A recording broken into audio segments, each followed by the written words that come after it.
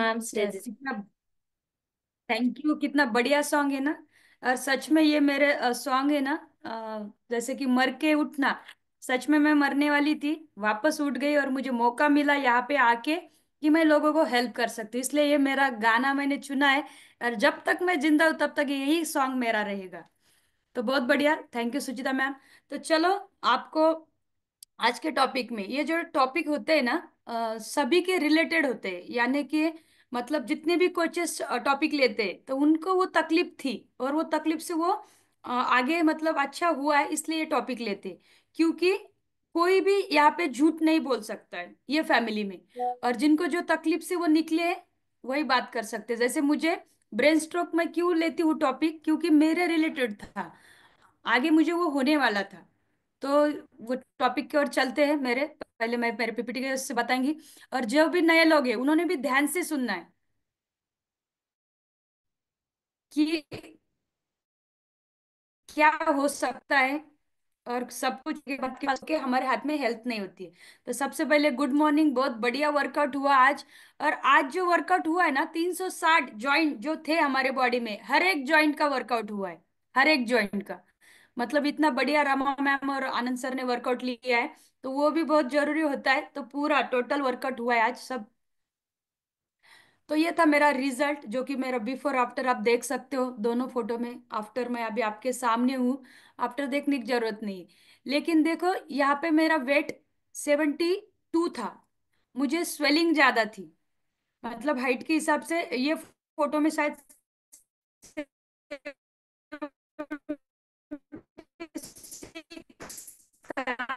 तब मुझे सूजन ज्यादा थी, वेट कम था। लेकिन दिखने में मैं बहुत ज्यादा मोटी दिखती थी, ऐसा लगता था कि 90 किलो की हूँ। लेकिन फिर भी मैं ये फैमिली में वजन कम करने के लिए नहीं आई थी।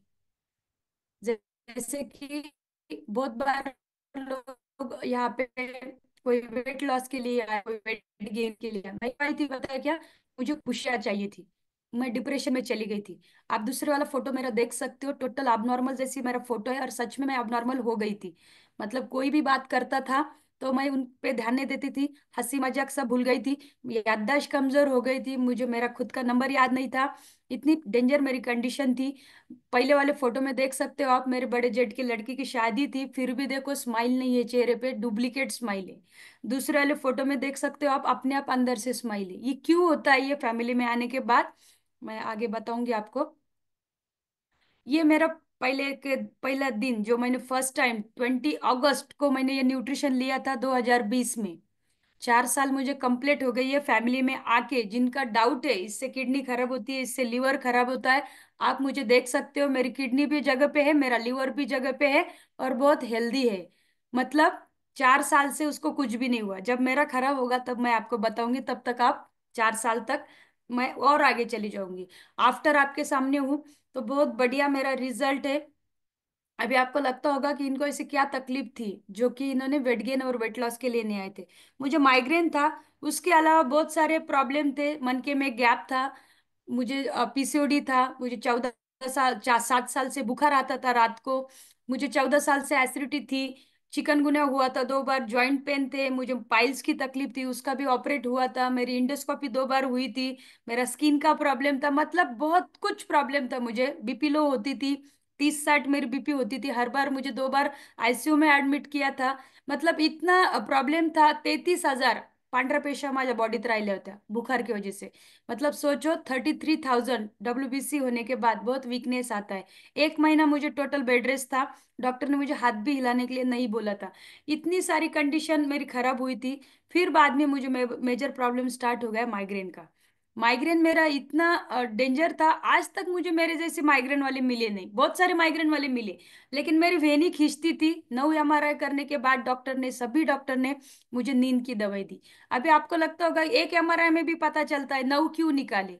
लेकिन मैं हर जगह अलग डॉक्टर के पास जाती थी, मुझे नेक्स्ट ओपिनियन चाहिए था, सेकंड ओपिनियन, कि कोई तो डॉक्टर मेरी नींद की दवाई बंद करेगा। इसलिए मैं हर डॉक्टर के पास जाती थी, और डॉक्टर क्या बोलते थे, सबसे पहले एमआरआई निकालो। अगर पुराना एमआरआई मैं लेके जाती थी, वहां पे डॉक्टर का नाम आता है, सब आता है, तो डॉक्टर लोग वही ट्रीटमेंट स्टार्ट करेंगे, ऐसे मुझे लगता था, सुरेश सर को लगता था। इसलिए हम हमेशा नए न्यू पेशेंट, जैसे न्यू पेशेंट होता है ना, वैसे जाते थे डॉक्टर के पास, वो जो बोलते थे वो हम करते थे। इसलिए मेरे पास 9 एमआरआई बन गए थे, और सभी डॉक्टर ने मुझे नींद की दवाई स्टार्ट की थी। दूसरे फोटो में आप देख सकते हो सूजन, जब मुझे माइग्रेन का अटैक आता था तो एक साइड मेरी टोटल सूजन आती थी। तीसरे फोटो में आप देख सकते हो कि दूसरे दिन या तीसरे दिन माइग्रेन का अटैक आने के बाद मुझे ब्लड बाहर आता था वेन में से। इतना प्रॉब्लम मुझे था, और इसके वजह से मुझे नींद की दवाई चालू थी, और जो नींद की दवाई होती है ना, वो डिप्रेशन में लेके जाती है। और अकेलापन, माइग्रेन में सबसे घातक क्या होता है, अकेलापन। वो लेडीज को या जेंट्स को है ना, अकेला रहना पसंद होता है, क्योंकि उनको शोर पसंद नहीं होता है। दो दो आवाज, जो डबल आवाज आता है ना, अगर टीवी चालू है और कोई फोन पे बात करता है तो उनका बहुत ज्यादा सर दर्द होता है। एक आंख भी नीचे खींचती है माइग्रेन में। एक साइड, राइट साइड, ज्यादातर तो राइट साइड से ही होता है माइग्रेन। वो पूरी पेन करती है, पीछे भी बहुत पेन करती है, ऐसा लगता है बीच में लकड़ी किसी ने डाली है। ये इतना सारा तकलीफ होता है। और उसको किसने भी अगर क्रॉस बात की तो वो हाइपर हो जाते हैं माइग्रेन वाले लोग। इसकी वजह से मैंने डिसीजन लिया, और ये फोटो देख के मेरी लाइफ चेंज हो गई। इसलिए हमेशा जो वीडियो आते हैं हमारे वर्कआउट के, हमारा स्टेटस हमें खुद को लगाना है, लोगों के लिए नहीं लगाना है, हमारे लिए लगाना है। और लोगों को देखने की वजह से लोग देखते हैं हमें, और वो किसी की जान हम बचा पाते। एक स्टेटस ने, ये फेसबुक पे स्टोरी थी और ये स्टेटस भी था, ये स्टेटस ने मेरी लाइफ चेंज कर दी। आज द्वादश है, बहुत बड़ी द्वादश होती है आज, खुलताबाद की ये होता है। तो झूठ नहीं बोलूंगी, अगर ये फैमिली में मैं नहीं आती थी ना, मैं 2 साल पहले मर जाती थी। एक माइग्रेन की वजह से मैं बेहद कुछ बाद, अभी मैं तो जाऊंगी नहीं और लोगों को भी जाने नहीं दूंगी, यही मेरी कोशिश है। तो ये फोटो ने मेरी लाइफ चेंज कर दी। दूसरी सबसे बढ़िया रिजल्ट जो है मेरे हस्बैंड का है, क्योंकि मैं बहुत ज्यादा टेंशन में थी, मेरे से ज्यादा, क्योंकि उनकी हमेशा शुगर रहती थी 500 से ऊपर, कभी भी नीचे नहीं आती थी। 14 साल से वो दवाई लेते थे, सप्लीमेंट लेते थे, और डॉक्टर ने उनको इंसुलिन स्टार्ट किया था। लेकिन उन्होंने डिसीजन लिया मुझे इंसुलिन स्टार्ट नहीं करना है, और खुद दवाई लाके खाते थे। तो मुझे लगता था इनको आगे चल के हार्ट अटैक आ सकता था। मैंने बहुत कुछ स्टडी की थी शुगर के बारे में।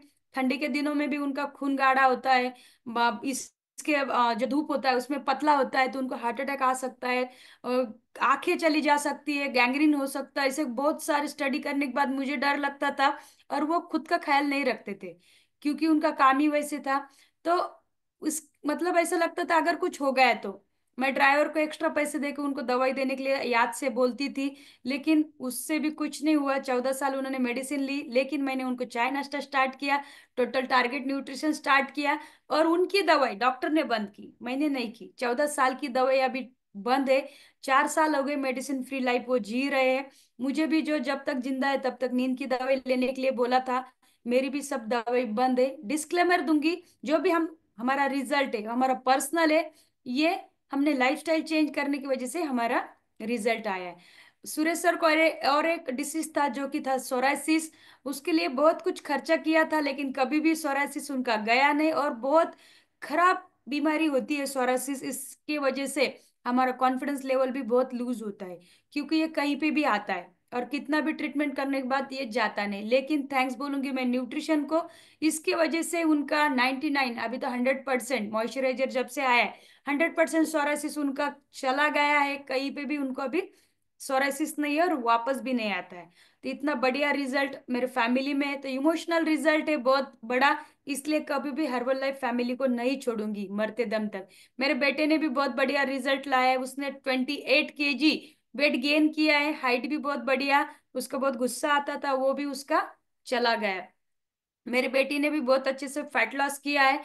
और सबसे ज्यादा मेरे बच्चों को जो कल्चर लगा है, किससे बात कैसे करने की, ये फैमिली में वो भी अपने आप आता है, विरासत में आता है। क्या खाना है क्या नहीं खाना है ये पता चला, हेल्दी चीजें घर में आती है, और हेल्दी, यही हमारा नेक्स्ट जनरेशन ही हमारी प्रॉपर्टी है। तो अगर ये फैमिली में आने के बाद हमारे बच्चे सीखते तो और क्या चाहिए। तो बहुत बढ़िया रिजल्ट है मेरे टोटल फैमिली का। डिस्क्लेमर दूंगी वापस, हमने अच्छा खान पान ऐड किया है। जैसे कि मैंने पहले ही बोला है कि सब कुछ होके अगर हेल्थ हमारे पास नहीं होते तो उससे गरीब और उससे भिखारी कोई नहीं होता है। हर डॉक्टर के पास भीख मांगती थी ट्रीटमेंट के लिए, दोनों भी हस्बैंड वाइफ, लेकिन ट्रीटमेंट नहीं था। ये घर है मेरा जो कि छत्रपति संभाजी नगर में है, अभी से वहीं से बात कर रही हूँ। ये घर छोड़ के मैं खेत में चली गई थी। नौकर चाकर सब होके भी जब हेल्थ नहीं होती ना तो वेल्थ कुछ काम नहीं आती आपकी। तो ये घर छोड़ने के बाद मैंने यहाँ पे डिसीजन लिया कि मैं खेत में रहूंगी। हमारा खेत इतना बड़ा है एक जगह पे, और आजू बाजू कोई भी नहीं। मैं 2 साल अकेली रही हूँ। अभी सोचती हूँ मैं एक दिन भी अकेली नहीं रह सकती हूँ, लेकिन मजबूरी, मजबूरी बहुत डेंजर होती है। और बीमारी, माइग्रेन वाले को अकेला पसंद होता है। मैंने डिसीजन लिया मुझे खेत में रहना है। और सुरेश सर ने इतना बड़ा घर बनाया क्योंकि डॉक्टर के पास मुझे ट्रीटमेंट नहीं थी। अभी 2 साल हो गए ये घर बंद है। पैसे थे लेकिन ट्रीटमेंट थी क्या? नहीं। तो इसके लिए मैं बोलती हूँ कि हेल्थ अगर अच्छी होती है ना तो आप कितना भी पैसा कमा सकते हो। अगर शरीर अच्छा है तो कुछ भी कर सकते हो। तो न्यूट्रिशन फैमिली से जुड़ना कितना जरूरी है। ये घर 2 साल हो गए, मैं अभी इस घर में गई नहीं। स्विमिंग पूल के साथ घर बनाया। थैंक यू बोलूंगी मैं सुरेश सर को, क्योंकि हर कोई हस्बैंड नहीं कर सकता इतना, लेकिन उन्होंने किया क्योंकि उनको पता था तकलीफ मेरी। तो ये घर बनाया, ये सब था, लाइफस्टाइल थी, लेकिन मुझे हेल्थ नहीं थी। मेरे पिताजी का घर है, दोनों तरफ सब करोड़पति थे, लेकिन मैं रोडपति थी हेल्थ के बारे में। तो ये बहुत जरूरी है माइंड में रखना कि हेल्थ कितनी जरूरी है। तो चलते हैं अभी हमारे इसके। और ये माइंडसेट मैंने ये क्यों दिखाती हूँ पता है क्या? ये बड़प्पन के लिए नहीं दिखाती हूँ। जिनके लोगों को लगता है ना कि मुझे, मेरे पास इतना सारा पैसा है, मैं कहीं पे भी जाके कुछ भी ट्रीटमेंट कर सकता हूँ, ऐसे बहुत सारे लोगों को ईगो होता है की माझ्याकडे पैसे आहे, मी ना दगडातून पण तेल काढू शकतो। गलत। आप कुछ नहीं कर सकते हो। मैं जीता जागता एग्जाम्पल हूँ, इसलिए मैं हमेशा ये दिखाती हूँ कि अगर आपके पास कितना भी पैसा है, आप कितना भी करोड़पति हो, लेकिन अगर हेल्थ चली गई तो आप रोडपति हो, कुछ काम का नहीं है। तो इसलिए मैंने 2 बार मरने की कोशिश की थी। क्यों की थी? क्योंकि डॉक्टर ने बोला था आपको ट्रीटमेंट नहीं है, जब तक जिंदा हो तब तक नींद की दवाई खाना है। और मुझे बहुत ज्यादा तकलीफ होती थी, इसकी वजह से मैंने सोचा मुझे खत्म करना है। मैंने सब कुछ, मेरी जलाने की जगह भी दिखा के रखी थी, मेरी शालू नथनी भी ऊपर निकाली थी, क्योंकि बोला जाता है ना जब अंत्यविधि होती तब जोड़ा होना चाहिए शादी का। तो सुरेश सर को मिलेगा नहीं, इसलिए मैंने ऊपर निकाल के रखा था। सोचो मेरी क्या कंडीशन होगी। पैसे नहीं थे क्या? बहुत थे, दोनों तरफ थे। एंजॉयमेंट था, नौकर चाकर थे, लेकिन कुछ फायदा था क्या? नहीं। तो अभी हम ये लाइफ जी रहे हैं अच्छे से, क्योंकि मेडिसिन फ्री लाइफ है। तो बहुत बढ़िया लगता है ये फैमिली में लोगों को हेल्प करने के लिए, इसलिए मैं ज्यादा से ज्यादा लोगों को हेल्प करती हूँ। तो अभी ब्रेन स्ट्रोक, ब्रेन स्ट्रोक पे आज हम बात करेंगे। आए दिन देखो बहुत सारा ब्रेन स्ट्रोक बढ़ गया। हम ये भी आते हैं, हेल्थ इज वेल्थ। यस, सिर्फ बोलने के लिए बहुत सारे लोग बोलते हैं, हमारा मराठी मध्ये पण आहे, शरीर हे संपत्ती है। लेकिन उसको संपत्ति लगाने के लिए तभी हमारे पास सगळी संपत्ति संपून जाती। बोलने के लिए सिर्फ है ना, न्यूट्रिशन का खर्चा बहुत लगता है, लेकिन जो बॉडी से हम कमाते हैं पैसे, उसको लगाने के लिए हमारे पास पैसा नहीं। ये बहुत दुख की बात है, क्योंकि हमारे इंडिया वाले अवेयर नहीं है, होंगे एक दिन। तो चलो ब्रेन स्ट्रोक पे चलते हैं। अभी जो भी मुझे प्रॉब्लम था, जो मुझे तकलीफ थी, वही मैंने पॉइंट इसमें डाले हैं। अगर यहाँ पे कोई डॉक्टर है तो वो भी करेक्शन बाद में कर सकते हैं, क्योंकि मुझे जो था वो मैं बोलने वाली हूँ। तो ब्रेन स्ट्रोक आजकल देखो बहुत सारा इसका मतलब समझ में आता है। अभी हमारे फैमिली मेंबर में ही 3 लोग चले गए ब्रेन स्ट्रोक से 1 महीने में। तो आए दिन ये सुनाई दे रहा है ब्रेन स्ट्रोक हो गया है। तो इसमें क्या है? अभी आप देख सकते हो कि मस्तिष्क से जुड़ी बीमारियों में सबसे ज्यादा मरीज स्ट्रोक के कारण जा रहे हैं। ब्रेन स्ट्रोक 39%, सिर दर्द 70.5%, मिर्गी, मिर्गी यानी क्या? फिट आना। जो फिट आते हैं ना, बचपन में हम देखते थे, मैं तो बहुत बार देखती थी मिर्गी आती थी, फिट आता था खून, मतलब फेस ये ना वगैरह जो गोष्टी। वो कितना है? 11%, 11.3%। जो सेरेबल पालसी, उसका कितना ये है? 5%, यानी 5.7%। ये जो है ना, ये सब बीमारी के परसेंटेज है जो कि अभी स्टार्ट है। तो सबसे ज्यादा उसमें क्या है? 39%। हमें दूसरी बीमारी पे जाना नहीं है, लेकिन एक जानकारी के लिए आप देख सकते हो। ये है फैक्ट। 55 साल के बाद हर 5वीं महिला और हर छठे पुरुष को स्ट्रोक का खतरा है। ये 55 साल का पहले था, अभी 40 साल के अंदर हो गया। ये जो सर्वे था वो पहले का था, लेकिन आजकल 40 साल के अंदर ज्यादा ब्रेन स्ट्रोक आना स्टार्ट हो गया है। देश में करीब 25%, 25% ब्रेन स्ट्रोक के मरीजों की आयु, ये देखो, अभी 40 वर्ष से कम है। 25%। ब्रेन स्ट्रोक से मरीज के शरीर और दिमाग दोनों पर पड़ता है असर, पूरे समय पड़ती है देखभाल की जरूरत। अभी कैसे बचे? बीपी कंट्रोल रखे, धूम्रपान से बचे, कोलेस्ट्रॉल युक्त खाना खाने से बचे, रोजाना सैर करे, फिजिकल एक्सरसाइज करे, फल और हरी सब्जियां खाए, शुगर कंट्रोल रखे, मोटापा, धूम्रपान और शराब का सेवन न करे। ये फैमिली में आने के बाद ये बीमारी क्यों चली जाती है? क्योंकि हम ये सब करते हैं, है ना। फिजिकल एक्सरसाइज करते, मॉर्निंग में उठते, क्या खाना है क्या नहीं खाना है, कितना पानी पीना है, कब सोना है, ये सब हमें पता है। जो हमारे फैमिली से जुड़े नहीं ना, आज भी देखो जाके सोए वाले हैं, है ना। तो ये इसकी वजह से ये आपसे हम ये बीमारी से छूटते हैं। अभी फास्ट क्या है स्ट्रोक के मामलों में? अभी आप देख सकते हो स्ट्रोक मतलब क्यों आता है, कैसे आता है, उसके सिम्टम्स क्या है। एक दिन में कुछ भी नहीं होता है। अभी देखो उसके कुछ ये है, फास्ट यानी यफ यानी क्या, फेस, मुस्कुराते हुए, मतलब जब मुस्कुराने के लिए कहने पर मरीज का चेहरा झुक जाता है या नहीं, इसकी जांच करें। अगर आपको ब्रेन स्ट्रोक के कुछ लक्षण लगते हैं, जैसे मुझे स्ट्रोक ये होता था ना, मेरी वेन जब अटक जाती ना, तो मुझे अगर मैं कुछ खाना खा रही हूँ तो मैं ओपन नहीं कर सकती थी मुंह मेरा, वैसे की वैसे मुझे निगलना पड़ता था। जो उसमें जसं मराठीत वात येतो ना आपल्या पायाला, जैसे मेरे यहाँ पे आता था। और जो मतलब जो पोजीशन में हूं मैं, जब तक वो चला जाता नहीं वैसे के वैसे रहता था। अगर बात करते करते अटक गया तो वैसे मुंह खुला रहता था। तो ये मेरे लक्षण था, सिम्टम्स था। आगे चल के कुछ ना कुछ मुझे होने वाला था। ये यानी क्या, आर्म्स, ये इसमें आपको देखना है, स्थिति का बारीक से विश्लेषण करता है और रोगी को दोनों हाथ उठाने के लिए कहता है। यदि बाहें नीचे की ओर गिरती है हुई दिखे तो स्थिति गंभीर है। ये कुछ सिम्टम्स है जो हम चेक कर सकते हैं। किसी ने भी दिल पे नहीं लेना है, बहुत बार होता है माइंड में चला गया तो मुझे भी वही है। हार्ट हार्ट अटैक के बारे में अगर बोला गया तो अपने आप लेफ्ट हैंड दुखने लगता है। तो वो सोचने की बात अलग है, हमें अवेयर होना है, इसलिए हमें ये याद रखना है। यस, यस यानी क्या, स्पीच। स्पीच में आप नोटिस कर सकते हो मरीज को, जांचे कि क्या रोगी बड़बड़ा रहा है और सामान्य स्वर में बोलने में असमर्थ है। अगर इसमें क्या होता है, अगर ब्रेन स्ट्रोक आने से पहले ना, अगर ब्लड सर्क्युलेशन अच्छे से नहीं गया, तो जसं म्हणतो ना आपण, काय बडबडू लागला रे तू, बडबड करू लागला, बरळू लागला, ऐसे बोलते, मतलब उसकी जो बात करते हैं ना, उनकी लिंक नहीं लगती है कुछ भी, वो क्या बोलते हैं, या सीक्वेंस वाइज वो बात नहीं करते, थोड़ा इसमें ले लेते, थोड़ा इसमें ले लेते, और हमारे तरफ उनका मैसेज ही नहीं आता है। तो तब हम बोलते कि तू का पागल झाला का, वेड्यासारखा बडबड करू लागला। तो ये भी सिम्टम्स होते हैं ब्रेन स्ट्रोक के पहले, जब दिखते लोगों में, लेकिन हमें समझ में नहीं आता है कि ये हो सकता है पॉसिबल। टी यानी क्या, टाइम। इसमें समय का बहुत महत्वपूर्ण योगदान होता है। यदि पीड़ित की स्थिति गंभीर है तो उसे तुरंत अस्पताल में ले जाए। यदि कुछ मिनटों के बाद लक्षण गायब हो जाते हैं तो संभावना है कि रोगी को माइनर अटैक या मिनी स्ट्रोक का सामना करना पड़ा है। ऐसी स्थिति को अनदेखा करना रोगी के स्वास्थ्य के लिए जोखिम भरा हो सकता है। बहुत बार होता है नैनो टाइम, मतलब एकदम नॉर्मल स्ट्रोक आता है, आके चला जाता है।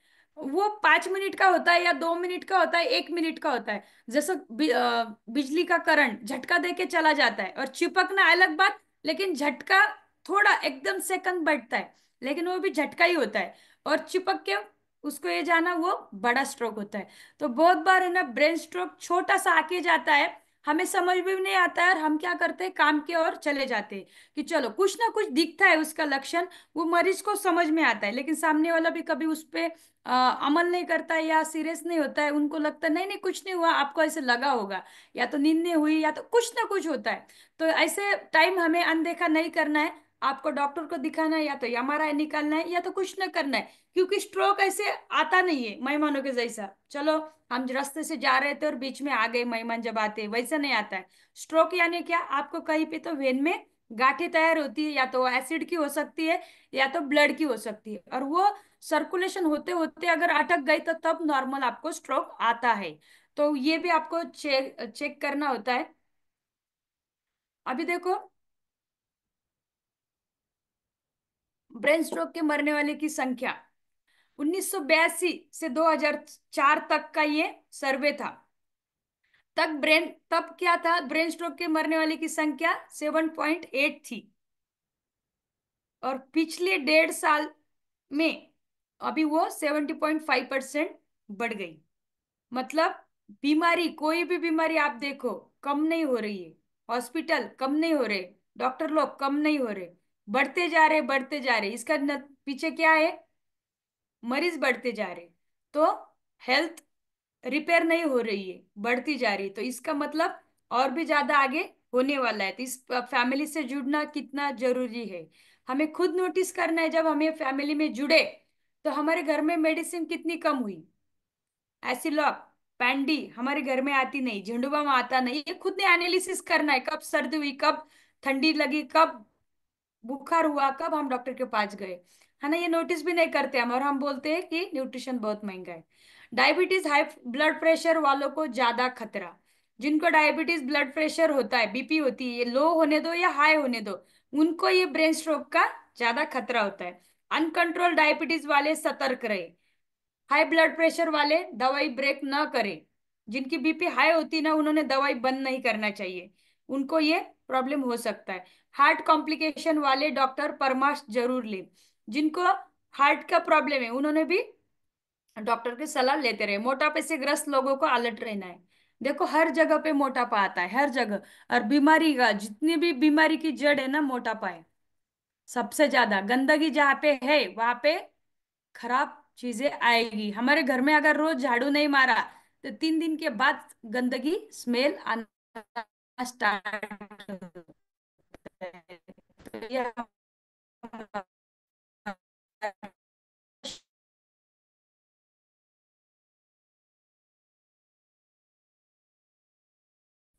ब्रेन स्ट्रोक के लक्षण, स्ट्रोक के लक्षण। अभी ब्रेन स्ट्रोक जब आता है तो पैरालिस भी आपको हो सकता है, क्योंकि ब्रेन स्ट्रोक अपोजिट आता है। राइट साइड में अगर आपका ब्रेन स्ट्रोक, आपका वेन में प्रॉब्लम आएगी, आपकी लेफ्ट साइड बंद होती है। अगर लेफ्ट साइड में आया तो राइट साइड बंद होती है। तो ये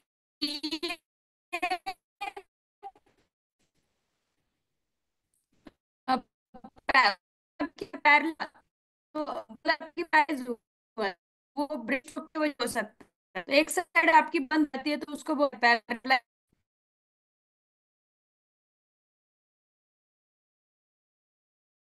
बोल में और दिखने हुए में संतुलन कैसे बनना, अक्षम तो पड़ पैर में सुन्नता या कमजोरी। मतलब एक साइड आपकी सुन पड़ सकती है, उसमें मुंगिया आ सकती है। और मेरे हाथों में सूजन आती थी।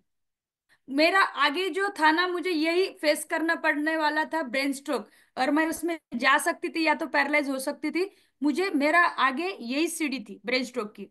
मानसिक भ्रम की स्थिति, मेंटेलिटी भी हम बहुत मतलब प्रॉब्लम में आ जाता है। चक्कर आना, किसी अज्ञात कारण से अचानक सिर दर्द होना। इनको धूप में भी बहुत ज्यादा तकलीफ होती है, ये लक्षण होते हैं उसके। ऐसे समझे ब्रेन स्ट्रोक को। अभी देखो कैसे, चेहरे, हाथ या पैर में शरीर के दोनों और कमजोरी, सुंदरता या झुंझुनी आना, ये सिम्टम्स होते हैं पहले। जो भी हम इसको निग्लेक्ट करते हैं और वो बढ़ते जाता है बढ़ते जाता है। अगर छोटे छोटे सिम्टम्स हम पहले देखते हैं ना, तो इससे हम बच सकते हैं। बोलने या समझने में कठिनाई होना, चक्कर आना, संतुलन खोना, बिना किसी स्पष्ट कारण के जमीन पर गिरना, एक या दोनों आंखों से दिखाई न देना, अचानक धुंधला या कम दिखाई देना।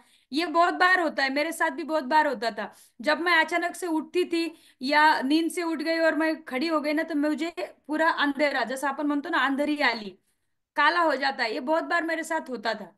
तो ऐसा लगता था कि कुछ वीकनेस आ गया या हीमोग्लोबिन कम है, ऐसा मैं मुझे लगता था। हमें आदत है कहीं पे डालने की।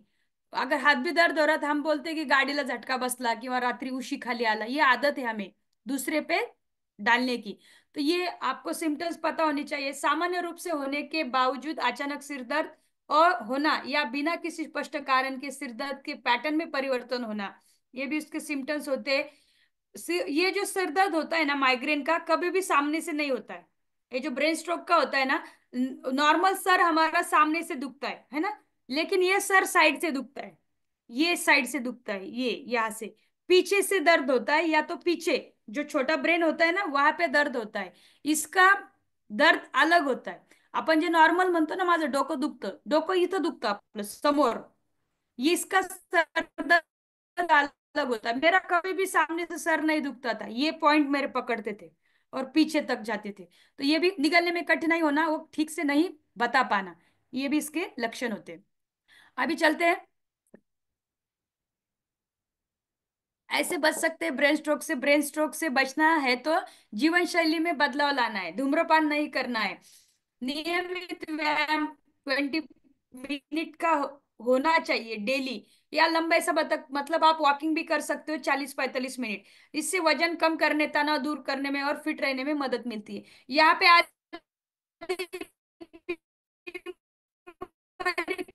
क्यों चली जाती है, उठते अक्षय वर्कआउट कर अपन समझते हैं, इसकी वजह 50% हमारी हट जाती है। हमें अब ये सभी चीजों से डायबिटीज के पेशेंट को शुगर कंट्रोल रखना आवश्यक है। ब्रेन स्ट्रोक से जुड़ी लेंसेट जन किस तरह दर्द से महिलाएं परेशान है। माइग्रेन सबसे ज्यादा लेडीज में है, पहले जेंट्स में नहीं था, लेकिन अभी जेंट्स में भी स्टार्ट हुआ है माइग्रेन। लेकिन लेडीज में सबसे ज्यादा माइग्रेन। ब्रेन स्ट्रोक का इलाज के ठीक होना उस समय करते हैं पेशेंट। चर दिया था स्ट्रोक ब्रेन में, मी तुमचं हे ठेवलं होतं तिथं समय पर निर्भर करती है, जिससे पेशेंट को चला गया था। स्ट्रोक में नसों में ब्लॉक होने के कारण होता है। नसों में ब्लॉकेज होती है, इसकी वजह से ब्रेन स्ट्रोक होता है। ऐसे में ब्रेन की कुछ कोशिका तो तुरंत ही मर जाती है। सेल समस्याओं को, ब्रेन के हिस्से को वक्त पर नस खोलने से पुनर्जीवित किया जा सकता है। रक्त का तकनीक से किया जा सकता है। इंटरवेंशन या एंडो Recording रक्त in की नली progress. से गर्दन और दिमाग की एंजियोग्राफी की जाती है। अगर थक्का, थक्का यानी क्या, खून का वो थक्का यानी गाढ़ा जो होता है ना, उसको थक्का बोला जाता है, म्हणजे रक्ताची गाठ थोडक्यात, तो उसको थक्का बोला जाता है। जमा हो जाता है वो, तो खून का थक्का पैरों की रक्त की नली से गर्दन और दिमाग की कहा गया वो थक्का हटाया जाता है। इस खास इलाज को, ये सब है ना, इसका मतलब जो ट्रीटमेंट होती है, जैसे मेमोग्राफी वो सब होता है, वैसे वो टेस्ट होती है उसके लिए। या ब्रेन स्ट्रोक के 8 घंटे बाद तक किया जा सकता है। इस इलाज के बाद दिमाग में रक्त का प्रवाह पहले जैसे हो जाता है। तो ये कुछ ट्रीटमेंट है जिसके लिए हम डॉक्टर के पास जाते हैं। मैंने भी बहुत कुछ, मैंने मेमोग्राफी भी की थी, मेरा बहुत कुछ टेस्ट हुआ है। कभी भी हो सकता है ब्रेन स्ट्रोक। ब्रेन स्ट्रोक से मृत्यु हो सकती है। ये एक आपात स्थिति है जो किसी भी समय हो सकती है, चाहे आप चल रहे हो, बैठे हो या सो रहे हो। यह मस्तिष्क के हिस्से में रक्त की आपूर्ति कम होने के कारण होने वाली स्थिति है। स्ट्रोक के बाद 4 घंटे में मरीज अस्पताल पहुंचता है तो उसे थ्रोम्बोलिटिक दवा दी जाती है, मतलब खून पतला होने के लिए तुरंत उनको ट्रीटमेंट किया जाता है। तो वो 4 घंटे में जाना चाहिए, जिसके कारण धमनी में मौजूद ब्लॉकेज खुल जाते। ऐसे पता चलता है कि ब्रेन स्ट्रोक आया है अगर पेशेंट को बेहोशी जाए तो एमआरआई और सीटी स्कैन के माध्यम से उसकी गंभीरता को समझना पड़ता है। अगर ब्लड का थक्का बड़ा है और ब्रेन में सूजन भी है तो उसकी जान का खतरा हो सकता है। मतलब ब्रेन में सूजन भी आती है बहुत बार। हम देखते हैं कि इनको अटैक आने के बाद उनका ब्रेन है ना पेट में निकाल के रखा है, क्योंकि वहां पे सूजन आई। ये बहुत हम आए दिन सुनते हैं और आश्चर्य भी लगता है कि ऐसा भी होता है। ऐसी परिस्थिति में ऑपरेशन करना पड़ता है अगर गले की नसों के ब्लॉकेज के कारण स्ट्रोक आया है। तो कैरोटेक एंड्रेक्टोमी या कैरोटेक एंजियोप्लास्टी के माध्यम से मस्तिष्क में जाने वाली नसों को खोल दिया जाता है, जिससे रक्त का प्रवाह मस्तिष्क में सुचारू रूप से हो सके और पेशेंट की जान बचा सके। ये कुछ ट्रीटमेंट है। अभी आप ये फोटो में भी देख सकते हो कि ब्रेन स्ट्रोक के कैसे ये होता है। मेरा राइट साइड से होता है था, तो देखो अभी जो वेन है ना, उसमें क्या हो गया, खून का थक्का यानी ब्लॉकेज हो गए, और खून जहाँ पे जैसे जमा हो गया और वो बड़ी हो गई वेन। और अगर वो फिर भी नहीं जा रहा है तो क्या होता है, फट जाता है। जैसे घर में पानी की नली होती है ना, अगर उसमें कुछ दबा है और अगर वो पानी आगे नहीं जा रहा है तो वो क्या होता है, फूट जाती है नली पीछे से। तो ये वैसे हमारे ब्रेन में होता है, और ऐसे खून जमा होता है। और अगर खून जमा हो गया, इसको बोला जाता है खून का थक्का। और अगर ऐसे जमा हो गया तो वो खून गाढ़ा हो जाता है, जब तक निकलता नहीं तब तक हम पैरालाइज हो सकते हैं। तो ये उसके अंदर से ये दिखता है। अभी देखो, आरामदायी स्थिति में रहने दो। स्थिर सिर को थोड़ा ऊपर उठाकर एक तरफ लेने दे। यदि रोगी कमजोर स्थिति में है तो उसका इधर उधर करने से बचे। उन्हें खाना या तरल पदार्थ देने से बचे जब ऐसे होता है ब्रेन स्ट्रोक में। तो ये एक वीडियो था, ये शायद, चलो, ये ब्रेन स्ट्रोक कैसे आता है इसका वीडियो था, लेकिन अभी टाइम बहुत कम है, मैं नेक्स्ट दिखाऊंगी। ओपन नहीं, आप इसका है ना ये स्क्रीनशॉट निकाल लो, ये लिंक पे जाके आप ये वीडियो चेक कर सकते हो। अभी देखो, हमारे इससे बचने से क्या करना है हमें। सबसे पहले इसके सॉल्यूशन क्या है ब्रेन स्ट्रोक। हमें तो पता नहीं, हम इतने अवेयर नहीं होते। लेकिन सबसे बढ़िया, जैसे बोला गया है यहाँ पे, आपको अच्छे से खान पान करना है। तो ओरिजिनल चीजें है क्या? मैं इतनी बड़ी फार्मर हूँ फिर भी मैं ओरिजिनल चीज नहीं खा सकती हूँ। मेरे पास इतनी बड़ी खेती है फिर भी नहीं खा सकती। क्यों? क्योंकि केमिकल डाले बिना कुछ भी खेती में आता नहीं। अभी देखो, आज सुबह बारिश थी, बारिश के दिन है क्या? अभी नहीं, ठंडी के दिन है। लेकिन आया मौसम कुछ भी हो रहा है, इसके वजह से वातावरण अच्छा नहीं है। पहले मुहूर्त थे, मुहूर्त यानी क्या? 7 जून को ही पहली पेरनी होती थी। 15 नवंबर के बाद गेहूं लगाते थे, ज्वारी करते थे। क्यों? क्योंकि वैसे वातावरण था। लेकिन आजकल है ना, इतने केमिकल आ गए, आप कभी भी कुछ भी निकाल सकते हो।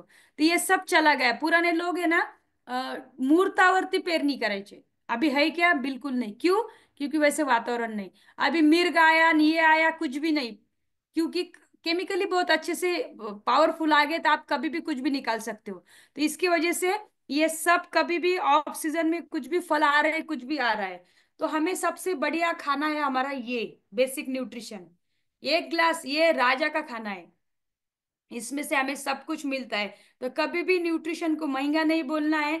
जब भी हम बीमार पड़ते हैं, हॉस्पिटल में इतना पैसा हम भरते हैं, और क्या लेके आते हैं? मेडिसिन। और अगर पैरालिज हुआ, कुछ भी हुआ, तो वो पता नहीं आगे चल के क्या होने वाला है। तो सबसे सस्ता खाना है हमारा न्यूट्रिशन। उसको कभी भी महंगा नहीं बोलेंगे। ट्रीटमेंट, ये हमारा खाना है। और अगर हम बॉडी को अच्छा खाना देते हो सकते हो।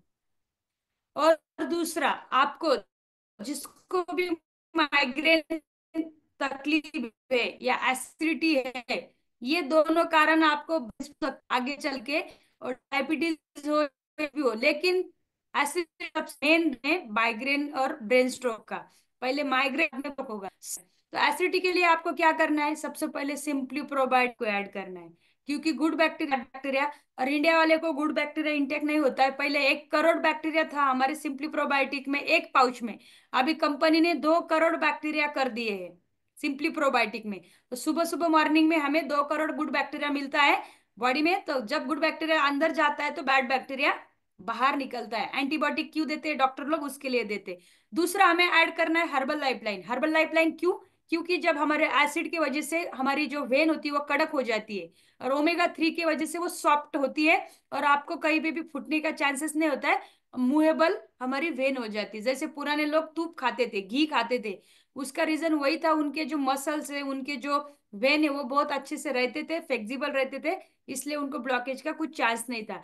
नली जब कड़क होती है ना, तुरंत टूट जाती है। लेकिन वही नली अगर सॉफ्ट होती है तो वो टूटने का कोई चांसेस नहीं होता है, फूटने का नहीं होता है। तो हमारे वेन को सॉफ्ट करने का काम हमारी हर्बल लाइफलाइन करती है। तो वो बहुत, उसके बहुत कुछ फायदे हैं, मैं एक दिन बताऊंगी आपको। उसके 50 फायदे हैं हर्बल लाइफलाइन के। लेकिन आज टॉपिक है माइग्रेन के ऊपर, ब्रेन स्ट्रोक के ऊपर, तो उसका वो फायदा बहुत बढ़िया है। दूसरा, हमें ऐड करना है मल्टीविटामिन। क्योंकि मल्टीविटामिन हमें सपोर्ट करती है, और कुछ एक्स्ट्रा इसमें। दूसरा, ये सब सप्लीमेंट आपको चाहिए। अगर ये नहीं लेते हो आप, तो ब्रेन स्ट्रोक माइग्रेन आपका नहीं जाएगा।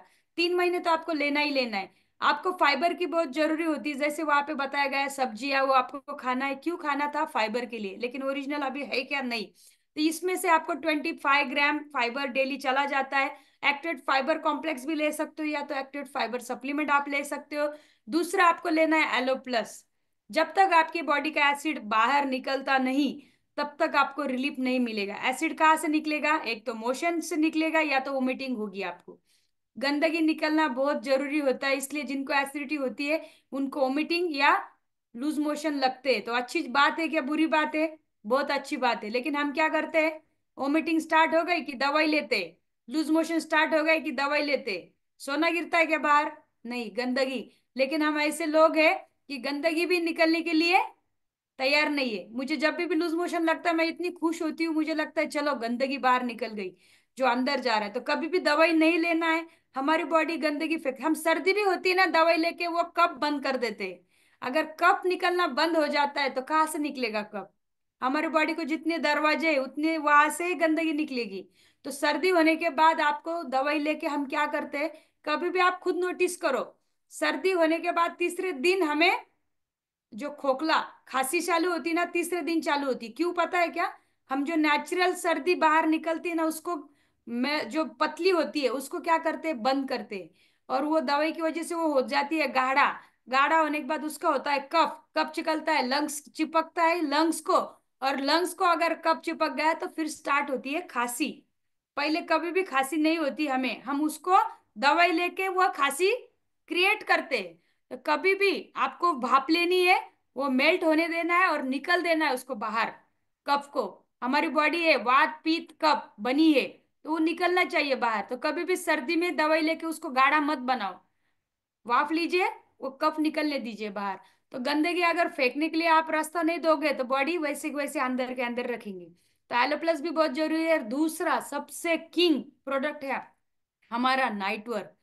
अगर किसी को भी, जैसे सर ने बताया मुझे साइटिका स्टार्ट हुआ और मैंने नाइट